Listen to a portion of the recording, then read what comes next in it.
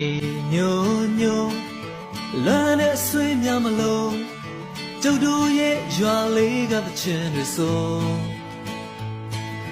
ချိန်တန်ပြီဆိုစပါးကင်များမဲဆိုအိမ်ပြန်ချိန်ဆိုသနီးကြောလေးကကြို